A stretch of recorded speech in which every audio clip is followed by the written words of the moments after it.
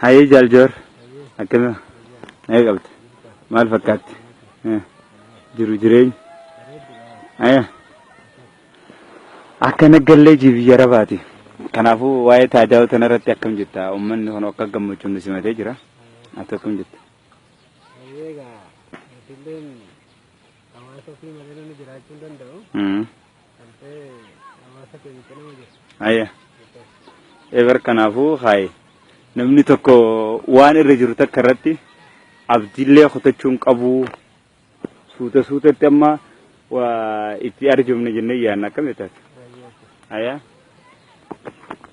Ati maalirra jirta duuba biyya kana jaalatte? An biyya kana jaalladheetiin itti galee akkanatti nun ofirraa hotta hin jaan.